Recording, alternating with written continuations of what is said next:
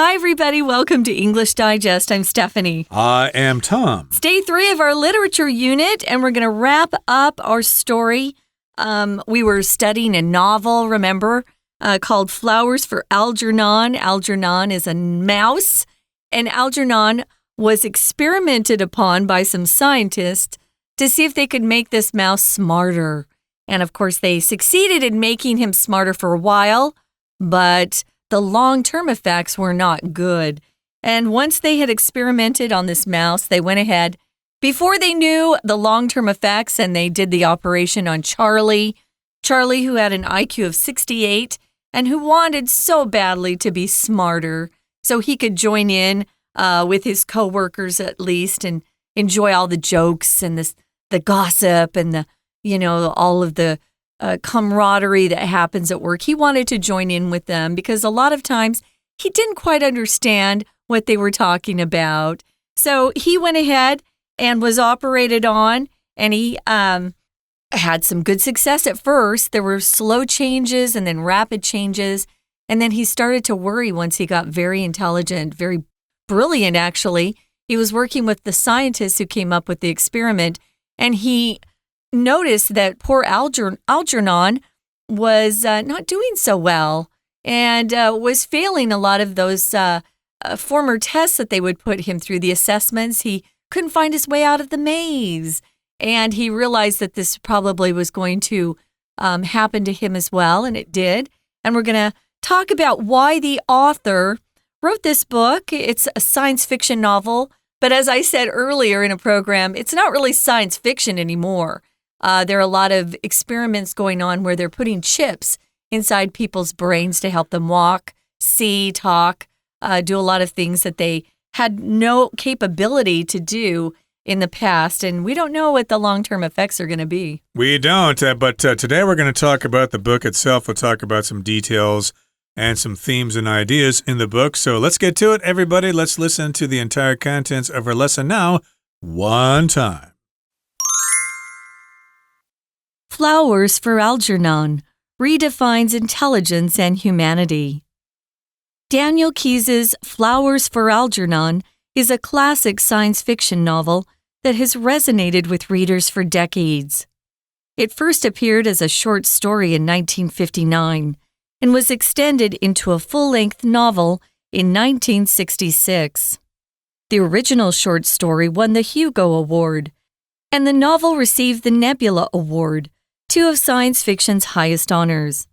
The narrative has also been adapted into films and television dramas, including the 1968 movie, Charlie, which won an Academy Award. The story unfolds through a sequence of progress reports written by the main character, Charlie.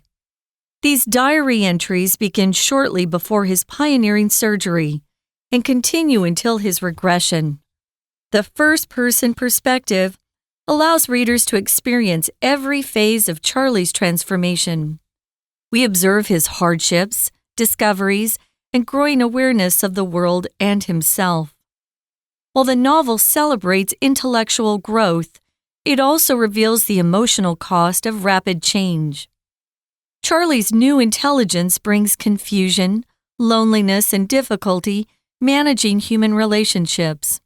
For example, he doesn't know how to react when he discovers that a coworker has been stealing from the bakery. Although his mind becomes sharper, his emotional development fails to evolve at the same rate.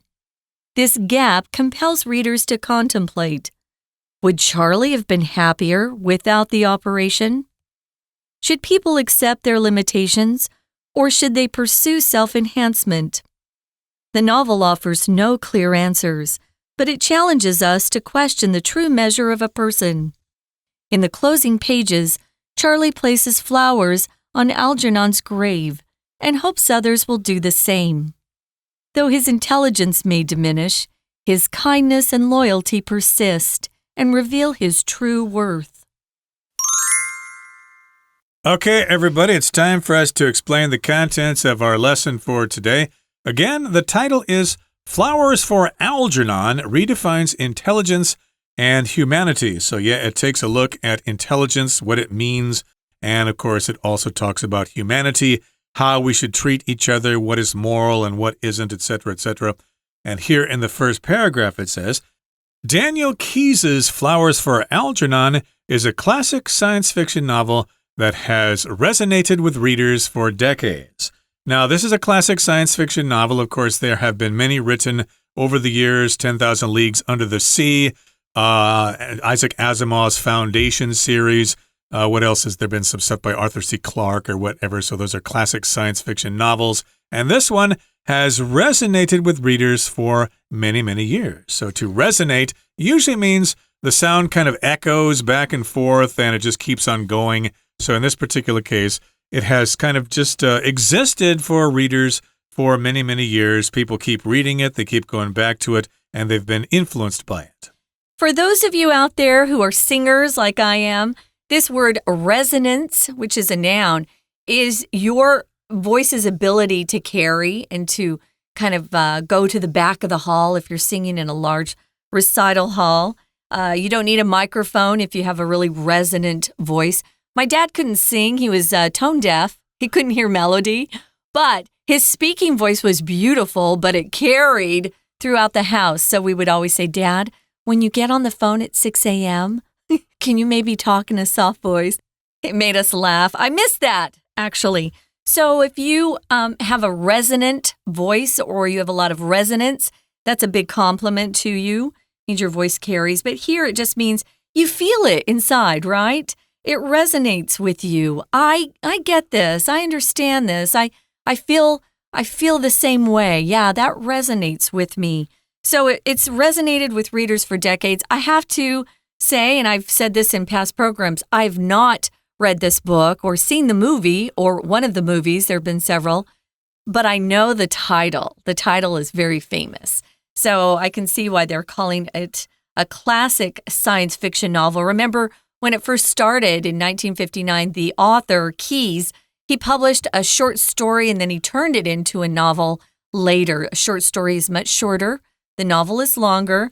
And it's interesting that we're talking about it in today's time period because our technology has just accelerated. And we're living in a time where this isn't so much science fiction anymore. It's reality. Indeed. And of course, lots of people like to read science fiction novels, but this is an early one. It first came out as a short story way back in 1959 and was extended or expanded into a full-length novel in 1966. So the writer probably had some new ideas to add to the short story to make it more marketable. And of course, later on, it was made into a movie or other kinds of TV shows. And the original short story won the Hugo Award, and the novel received the Nebula Award, two of science fiction's highest honors. So if you like science fiction, of course, you'll be aware of these awards. Of course, they have different categories. They have short stories, they have novels and things like that, or maybe even nonfiction. I'm not quite sure, but these are some of the most famous awards for science fiction books, the Hugo and the Nebula. Right. And the narrative, when you hear this word or see this word narrative, it just means the story. Even in today's news, a lot of our news is fake. It's not real. And so people will say, well, the narrative that they're selling or the propaganda that they're selling is this. Narrative simply means the story. So if you go to a movie or you read a novel, the narrative is just the plot, what they're telling you. So the narrative has also been changed or adapted into films and television dramas that we mentioned, including the first movie, that was 1968. They made a movie called Charlie, and it was with an actor, maybe Tom, you know who this is. He did a lot of acting. He's gone now, but his name is Cliff Robertson. I've heard the name. Yeah. And if you look him up, I think a lot of our listeners might even recognize his face. He starred in it, and it won an Academy Award. Right. We don't know what the award was for, best directing, a best film, or whatever. I'm not quite sure. I'd have to look that up. But in any case, a lot of people saw it, so it was quite famous at the time. And you can probably watch it online somewhere, maybe on Netflix or whatever. And the story unfolds through a sequence of progress reports written by the main character, Charlie. So he's writing these progress reports as if he's working for a company. They're kind of also journal entries So you're reading this as if he's telling the story to you. So I could imagine at the beginning of the novel, the language is kind of simple because he had a low IQ at the time. Yeah. And then in the middle of the story, when he's smarter, the reading is probably more complex. And then later on, it gets simple again. So yeah, it's through a sequence of these progress reports, how I'm doing, how I'm getting better. And of course, the main character is Charlie. And these diary entries begin shortly before his pioneering surgery and continue until his regression. Now, if something's pioneering, it's kind of new. It hasn't been done before, and it just has new ideas, new methods, new techniques or whatever. So it's pioneering surgery. It was new. It was experimental. Again, they didn't really check the long-term effects of this surgery. They thought it would work, and it did initially, but later on, of course, it had side effects. And of course, he had to experience this regression. If you regress, you kind of go back to an earlier state. Like if you're a full-grown man, you're 30 years old, and you start playing with toy trains or something like that, we could say that you are regressing to your childhood. Pioneering is one of our vocab words. Tom talked about that. You could be described as a pioneer, a trailblazer. Maybe you're doing something that's groundbreaking, something that's really important. I know someone who was a pioneer in open heart surgery. He was the first surgeon who performed open heart surgery. And that must have been really terrifying back then, to be the patient, but also to be the surgeon who was performing the surgery or the operation. So yeah, this was a pioneering surgery that he agreed to take part in. I wanted to mention, I think it was really clever of Daniel Keyes, the author, to put this book into first person, where you're actually reading Charlie's experiences. Charlie's going to say, I did this, I went there, they said this to me. That's first person. Third person is, he did this to Charlie, Charlie experienced this. It's a kind of a cool way to write, especially because you can see the actual progression and regression, where he goes back to being not so able to write in a clear way, and he writes more like a child. So regression, again, as Tom said, just means returning to a former or even less developed state. And that's what happens as you read this book. It goes from childlike to adult to really brilliant, and then back to more like a child. Right. So again, the first-person perspective allows us to experience every phase of Charlie's transformation. So here, phase just means every step, every section of his transformation, the early phases when he has a low IQ, and then he has these subtle changes after the operation. He gets smarter and smarter. He starts working alongside the scientists, and then he realizes that this is only temporary, and then he starts to regress. So these are all different phases of his transformation. Transformation just means change from one state to another. Yeah, so a phase, a stage, a step in some sort of progress that you're going through, a period that you're going through. So there are a lot of different phases.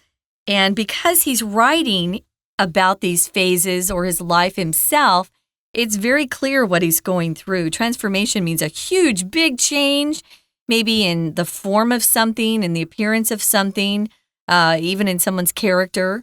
Maybe someone goes through a transformation that just amazes everyone. They show up to school one day and they have had a new haircut, new clothes, new outfits. They've really changed. That's a transformation. Something that's really a big change is a transformation. And the verb form, of course, is to transform, to evolve or change. Now, we observe Charlie's hardships, things he goes through that are difficult for him, the discoveries that he makes, and also his growing awareness of the world and himself. I think that's the part that makes this so difficult for him, is he's more aware of what other people feel about him or how he feels towards them. Whereas when he was more innocent or childlike, he wasn't very aware of people's attitudes towards him in particular. Right. So sometimes being smarter isn't necessarily better, because you might see that people are kind of self-motivated and they're selfish and they don't really care about you. Kind of depends on your own interpretation of life, I suppose. But again, we get to observe his hardships, his discoveries, and his growing awareness of the world around him, and of course, the awareness of himself. Well, that brings us to the end of the first part of our lesson for today. It's time now to listen to our very intelligent Chinese teacher.Hello everyone, 我是 Patrick. 今天讲解的是 Flowers for Algernon Redefines Intelligence and Humanity. 这是第3天的课文内容。这个单元介绍的是献给阿尔吉儂的花束。这是一部经典科幻小说，出版到现在已经半个多世纪了。不过，还是有很多现代的读者在读了这本小说以后呢，非常有共鸣。那前2天课文内容交代的是故事情节。今天的内容呢，侧重在人物的解析，引发读者进一步思考。好，我们一起来看学习重点，请看第一段。第一段呢，交代的就是作者这一本书到底是哪一个文类。原来这里讲到是 classic science fiction， 那也有些人会简单的就直接说 sci-fi。好，那再来呢，请同学看到在关系子句之后 that has resonated with readers for decades。请同学特别注意的是 resonate with 这个动词片语，就我们讲的和谁产生共鸣。再来呢，请看到第2个句子。不过其实最刚开始这个故事它并不是呢长篇小说，是在1959年的时候呢，先以短篇小说的形式出现。1966年7年之后呢，才扩写成长篇小说。请同学看and was extended into a full-length novel in 1966. 好，扩写 extend into 请画起来，等于是呢把整个小说故事的篇幅呢加长了。好，再来我们看到第4个句子。前面的句子提到这个作者其实得过了很多文学奖的肯定嘛。那第4个句子呢就说，既然这么受到肯定，一定会有很多人对故事感兴趣，故事就翻拍成了电影、电视剧。好 ，the narrative， 这里 narrative 指的当然就是故事咯。好，那我们看一下改编成电影、电视这个改编所用的是被动语态。The narrative has also been adapted into films and television dramas。好，请同学把 adapt into 画起来，改编、翻拍。再来，请同学看到第2段的第1个句子，同样的是词语搭配 the story unfolds。那一般而言呢，我们在说故事情节展开来了。好，那英文同样的呢是用 unfold，unfold 就等于是我们东西本来折起来，你把它摊开来，那 the story unfolds 等于是情节开始开展了。再来，我们看到第2个句子，第2个句子有一个字挺重要的，请同学看到最后一个字 until his regression。小说呢是用第一人称所写的，就是站在这个 Charlie Gordon 的角度来写。那我们知道说他虽然变得聪明了，可是后来呢慢慢的呢也会退化，跟着老鼠一样。regression 这里所指的呢就是退化。regression 这个字或许不是那么常见，不过我们如果进一步的去分析它的字首字根，其实呢有很多内容值得我们学习呢。那请看这个 re 其实就是有 back 的意思，回去的意思。那后面的这个 gression G-R-E-S-S 同学有没有觉得非常的熟悉啊？没有错，我们看到 progress 进步那个字都一样有这个 gress G-R-E-S-S 这个元素。好，这原本呢其实是从拉丁文来的，后面这个字根其实所表示的呢就是走，那往回走，那当然就是退化了。好，那再来呢我们继续往下看，第3个句子告诉我们说整部小说是第一人称的视角所写的。好，那所讲的呢就是 Charlie 他的转变 transformation。 We're going to take a quick break. Stay tuned. We'll be right back.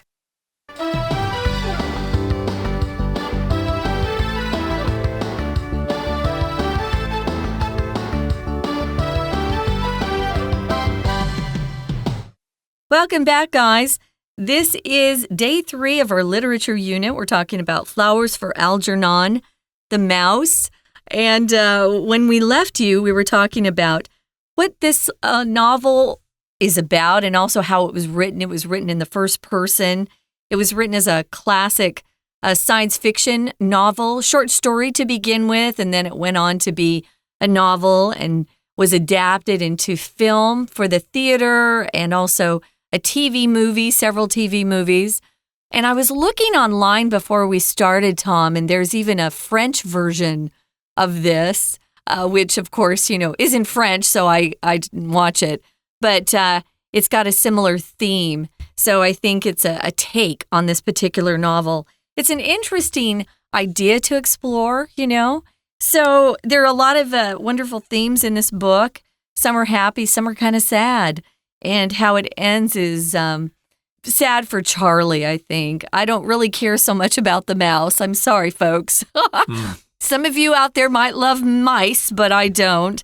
But Algernon's journey, of course, he goes on the journey first, is something that Charlie follows along and sadly discovers that the long-term effects of this experimental surgery are not going to be positive for Charlie. Surgeries don't always end up that way, but of course, this novel kind of explores sort of a what-if scenario. What if you have an operation and you're not aware of the consequences? That's kind of what this novel is all about. Now, here in the next paragraph, it says, while the novel celebrates intellectual growth, it also reveals the emotional cost of rapid change. So it is true that the novel actually says intellectual growth is good. It celebrates it. It's great to be smart. It's great to be aware of the world around you. It's great to know if people are laughing with you instead of laughing at you, whether they're making fun of you or mocking you or whatever. But of course, rapid change does have an emotional cost. So if things change too fast, sometimes we just can't keep up. And of course, it costs our emotions or causes some emotional damage as we go through those changes. It's just too fast. Now, Charlie's new intelligence that he undergoes or gains as a result of the surgery brings confusion to him. He doesn't quite understand what's going on. And loneliness, after he gets to a certain stage or phase in his progress, he is much smarter than everybody else around him. And that's also a very lonely place to be. I talked about a former boss of mine, and thankfully he did find someone to marry, but he was so much smarter than everybody that he became impatient with waiting for people to catch up with where his mind was already. It was very interesting to watch him. So, yeah, it could be lonely. He had difficulty managing human relationships. Before he had the surgery, he had difficulty with human relationships. But when he became too smart, he had relationship issues then as well, which was interesting.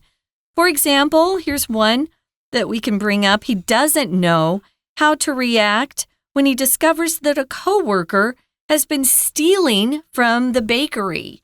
That's one of the things. It's a situation he gets into and he doesn't know what to do. He probably felt like that wasn't even a possibility when he was very innocent. Who would steal? Most of the time, especially those with Down syndrome, they don't even consider those sorts of things. They would think that, we always do good things. We're nice people. He doesn't know what to do when he sees a coworker stealing. Does he talk to him? Does he tell the boss? What does he do? Yeah, he probably got to be friends with a coworker or whatever, and now he knows that the coworker is doing something wrong. Should I tell on him? Should I squeal on him? Tell the boss about him? Yeah. If I do, I'll lose that friendship or whatever. So it's kind of a difficult situation for him. He does not know how to react. And although his mind becomes sharper, his emotional development fails to evolve at the same rate. So it is true sometimes we get smarter pretty fast, but our emotions just don't really keep up, okay? We're not able to deal with human relations. Do we love people? Do we hate them? How do we feel about ourselves and things like that? It's just hard for these things to match. Well, that's true of young kids who are quite smart.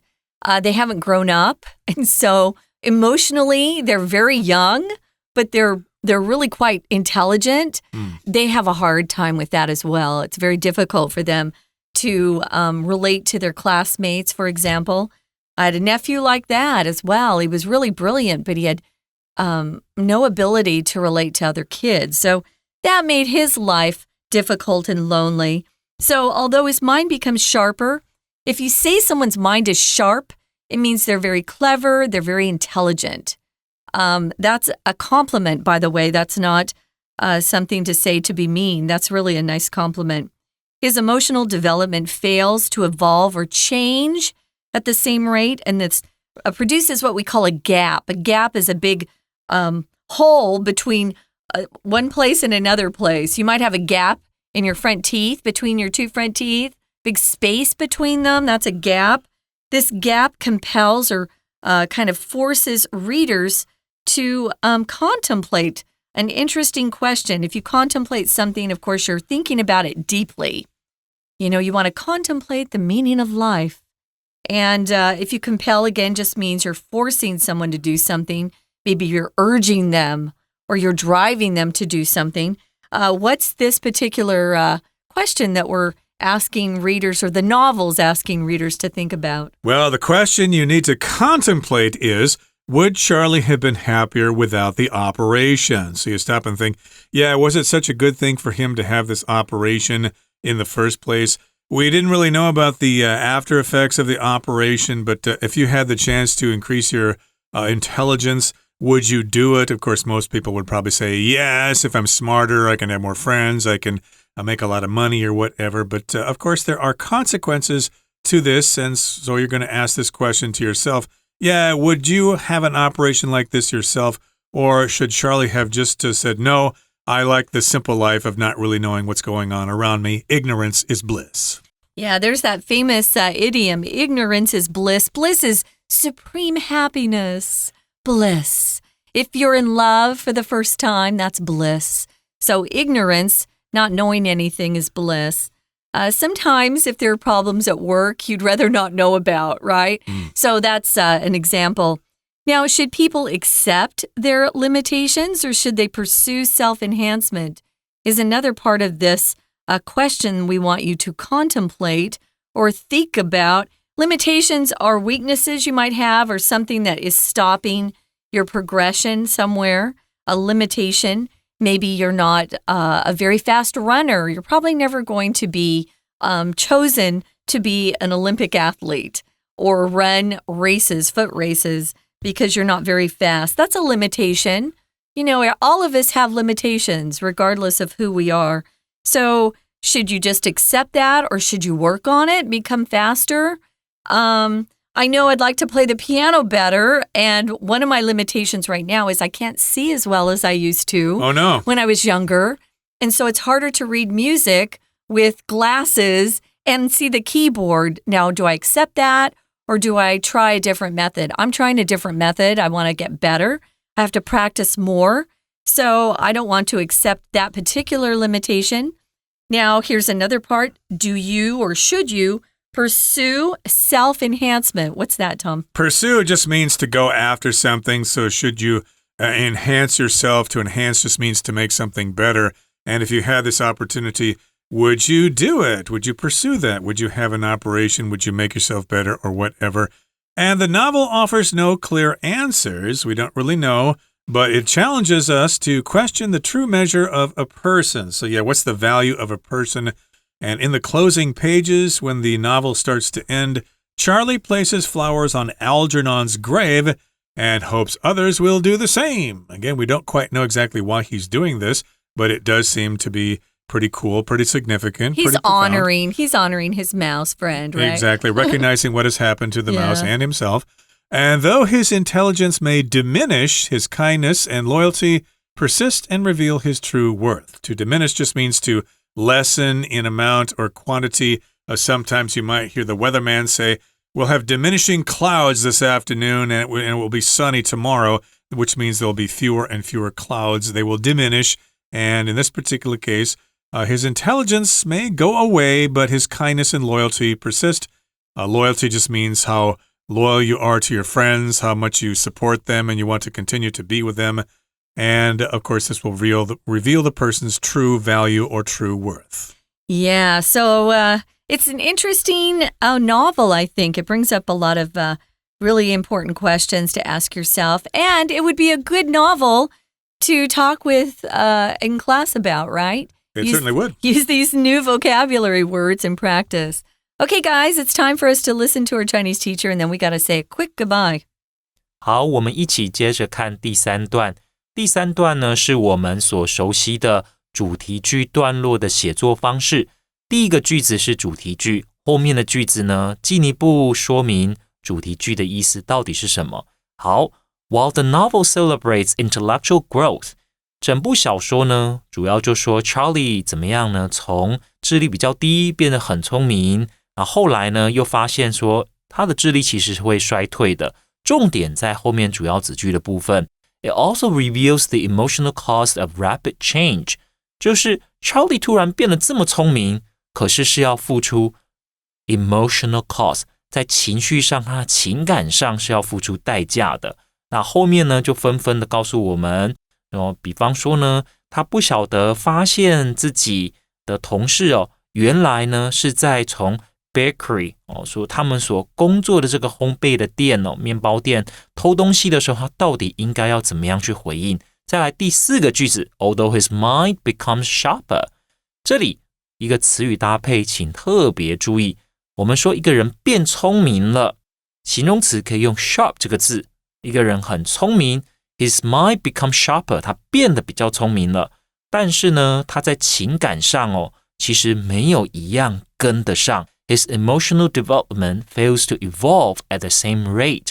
那意思是什么？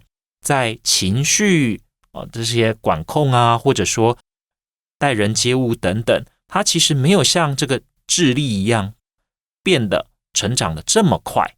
好，再来呢，我们来看就是第五个句子 This gap compels readers to contemplate。 那刚刚所讲的，就思维变得很敏锐，可是情感发展呢，没有办法用同样的速度进化。那这样子的落差，让我们读小说的人进一步的会去思考 Would Charlie have been happier without the operation？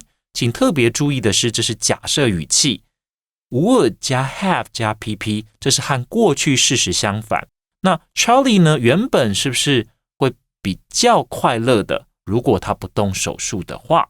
好，那以上呢，是我们针对这个单元所做的中文讲解。I'll see you next time. That brings us to the end of our lesson for today. Thanks for joining us, and hopefully we have inspired you to read this novel or other science fiction novels. They're all excellent if you pick out the right book.